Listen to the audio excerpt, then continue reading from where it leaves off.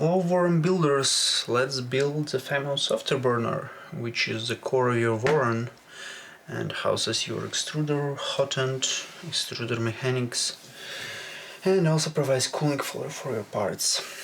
I will assemble it with the E3D hotend, and first of all let's talk a bit how it's built. This plate, this small plate, it clips into the carriage. Then you have this part which comes together with this back plate and forms a case for your extruder. Extruder motors fit here. Here you have all your extruder gears. Next you have this thing here, this plate here, which houses your cooling fan, which is a blower type cooling fan, which we will need to disassemble a bit to fit in here. Famous Voron front cap, you know, everyone knows it. And yeah, this is already getting a bit bulky. And then on the lower side you have this hotend mount. This is hotend mount for E3D hotend, E3D type hotend, and this one fits right here. Yeah, this fits right here, and as a final part you have this cover here on the front. So this is how the Afterburner looks like. Let's start assembling this. First of all, let's install heated inserts, and 2 heated inserts will come here. 4 heated inserts actually will come here on the front part and on the back, on these holes which are a bit further from the center than these two.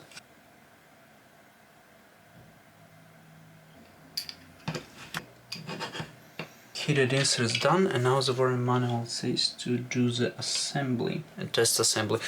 Good idea, good advice. For the test fitment we will need 3 60mm screws and 3 40mm screws. Okay, let's get them. I will disassemble this a couple times anyway. 40mm screws come all the way here. They work like self-taping screws. I have a weird feeling that I went too far with them, or they should be secured somewhere.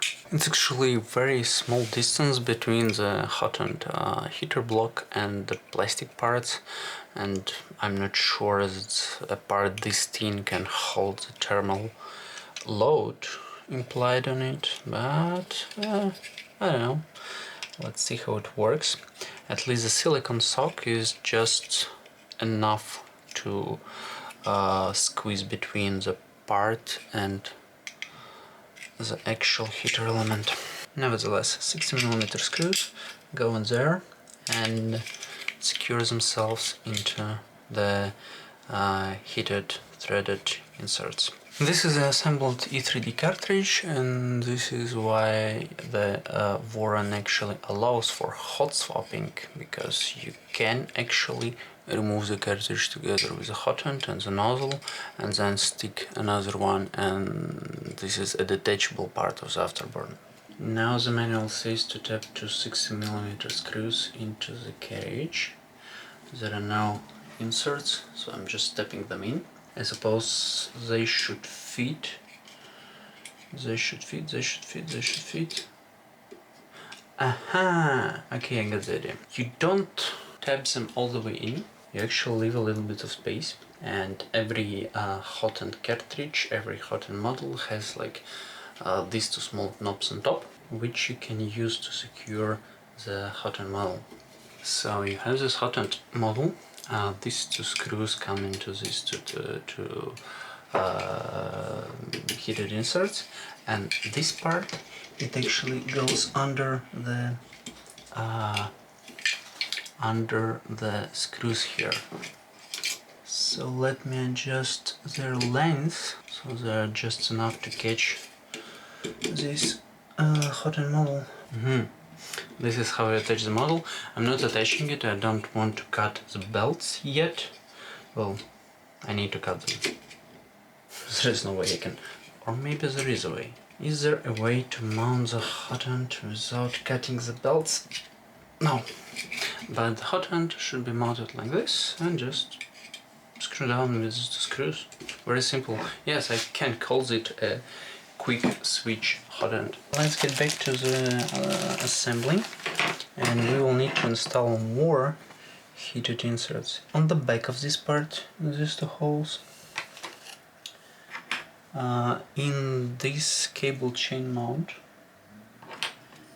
and in this little knob here. Let's continue installing more heated inserts here. Two come on the back of this part, one comes on the front of this part. Three more come into the chain holder, chain mount point, and one should come to the front of this part, which is a front part of the extruder housing. Yes, it's front part of the extruder housing. Two more inserts should be fitted on the back of this part, and one heated insert should be put on the side of this part. If you bought the kit, you should have this small box with all the extruder parts and gears. I will very carefully take all the parts out, because otherwise I will just lose them. Then let's follow the manual forward. At this point, Voron manual says to install the pinion on the motor shaft, and they say that this distance here between the pinion and the motor should be exactly 3.2 millimeters. 3.2 millimeters. Okay, let me start by taking the grab screw and pre-attaching the pinion to the motor shaft. Now I need exactly 3.2 millimeter spacing here. Well, do they make valve spacing gauges at 3 millimeters? I don't think so. Nevertheless, let's try to round up these 3 millimeters to 3-ish millimeters and see how it works. I might have to reassemble this a couple times. Then we should pick the correct orientation for the motor, and it seems like this dent, this ridge, should be on the same side with the wires, so the motor should be put in this position. And now I need to secure it in with the M3 8mm screw put in this hole. As you see, this hole is a bit larger than it's needed for a motor, so when I move it here and there, it actually moves. So Voron manual explicitly mentions that, saying that yes, it's intentional, and this is so the carriage is adjustable. The other problem is that even if I put the screw all the way in, the plastic case still moves. Maybe it is because I have some problem in the printed part, doesn't seem so. Or maybe because the threaded part of the motor is not deep enough and there is a bug in the set in the kit, but I suppose we'll find it a bit later. I have two filament gears, one is a grab screw, one without the grab screw, and I presume this one with the grab screw should go onto this shaft with a notch, and I will just install it there and tighten it again a bit, not too much, and let's push it all the way down for now. Now Voron says to install both of the tiny little bearings to the shaft. Okay, and the bearing should fit in here, so I basically need to press the bearing into this small hole, and here I might start having issues with my print quality because, well, this would require some cleanup before I can actually fit it in. Seems like my clearance is enough, because with just a little force I managed to push the bearing in. You can see it now. Let's check the fitment, and yes, it still fits. and the motor screw, the motor pinion still catches the gear, which is good. And the next part would be to check clearance with this top part and see if I can fit the bearing in. Yes, I can, and this is the assembled extruder casing, which still misses some parts. Now I should check if this rotates freely. Yes, it does, and this little notch, this little space is made so you can turn your gear by hand if needed. Good one. And now I need to take two 30mm screws and attach the front panel directly to the motor, and I suppose this should make this part a little bit more stable. It's actually much more rigid. Can I adjust the small screw? Yes, I can, you know. The clearance is so good that I can actually turn a small screw without disassembling all this part. Now two teeny bearings that should be put on shaft. And said shaft should be put into the filament gear. Here. Said filament gear should be fitted inside this ascended part. First of all, the case. Sanity checks that I have both bearings still in and that I can rotate the motor. Yes, it's still in place. Then let's put this thing in. 20mm screw. Good news would be if I still can open and close it. Oh yeah, and see what happens when I have assembled everything correctly. When I close this thing here, this second plate with the second grab screw goes in, but when I open it, it pops out. Let's now put everything back in and install the pressure screw.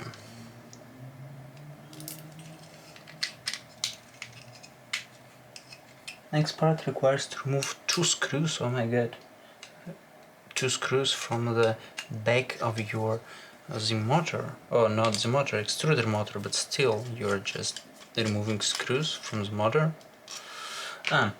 This is so you can fit this part here. Yep. No worry guys, we're putting them together. Hopefully the little pancake won't fall into bits and pieces before we do that. Again, if you're watching any of my videos, please make sure you watch them to the end before doing the actual assembly. I don't know what I'm doing. Well, I know what I'm doing. I've assembled a lot of 3D printers, but Voron is hell of experience, and of course, as this is my first Voron, I'm having some bugs and issues and hiccups, of course. This is correct now. This is the chain mount. And I should slide this cover over its chain mount here. So my motor cable goes there. I'm just clipping the back part of the cover onto the screws, onto the screw heads. And now I can fix it here. Good. Which screw should I use?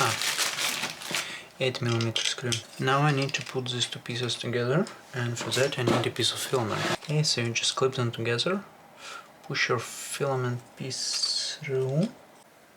Okay, I got it through. Now I just clip it on the both sides. And one, and two, and yeah, you have the front panel of your Voron. Good. Now I need to put two 16mm screws on the back of the centered part.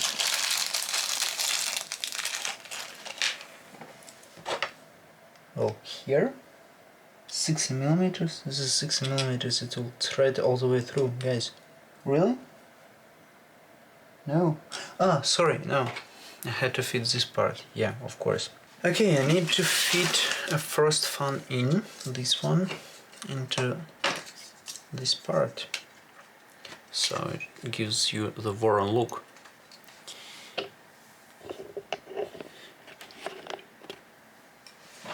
To do so, first of all, I need to disassemble it a bit, meaning carefully clip off this front cover. Whoop, whoop, and whoop. So this thing should fit in here nicely. Does it fit? Yes, it does. Make sure that you free your wire, free your wires, free your wiring, and so you can, I don't know, push it under the cover later. Use two 20mm screws. Shouldn't have threaded inserts here. I'm genuinely confused. I have to put together this part. Okay, good. It clicks in just well. I need to put two 20mm screws on top. Okay, this is acceptable. But I don't think they should be self-taping. Well, let's try at least to self-tap them. Okay. Strangely, they can be self-tapping. I'm gonna reprint so many parts of this Voron. Now I need two 30mm screws and just thread them here. They don't even go all the way through, they just... No, they do. They do go all the way through. And at this point, okay, when I look at the manual, I see another fan here, which is something I need to install. And from what I see here, I need just to glue it, put it on magic tape. Yeah. Okay, Voron. I have only one single small fan here, so yeah, this is a fan that should be located inside. And I believe that I should thread the wires. Here and put it through the side also. But nevertheless, I will need a little bit of, well, maybe I just can press it in. Can I? Should I? So many questions, so little answers. Ah yeah, you know, it just presses in. You can press it in. Hopefully it won't fall off. Yes, this is Voron's front part. Cool. The worst thing now is that I should start mounting the carriage at this point, and no way I can do it without cutting the belts, so I retighten the belts. Again, check that my gantry is flush as far as possible without tightening these guys. And yeah, let's cut them. Oh my god, I don't want to do it. Problem about Voron's carriage is that this belt should be cut really flat. You see these ridges here? They just beautifully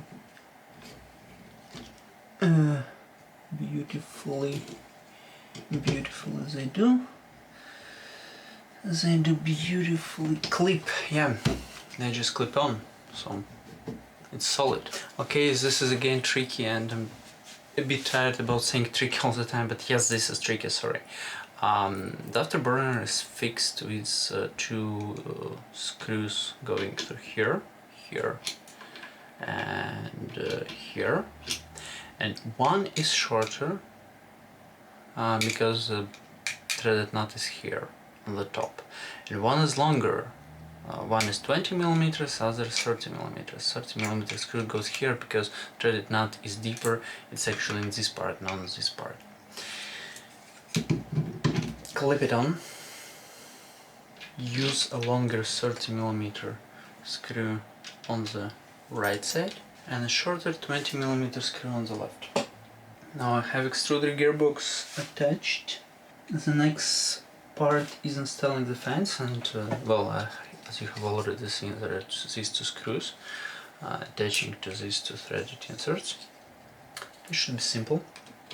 Well, before I put this on, I should mark the cables. And yes, I will have my trusty brother P11 E110, yeah, to mark the cables.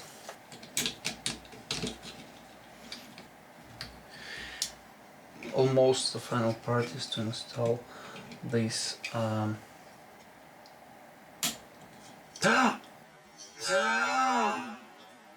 Did you hear what happened? I'm not swearing, but I want to. Did you hear this double cracking sound? I basically tore both of the wires off. Oh, this is stupid. Yes, okay, good. Let's fix this up, let's patch this up, let's do something about it. This is what happened, brutally tore both of the wires off. Okay, fix my mistake by soldering everything back.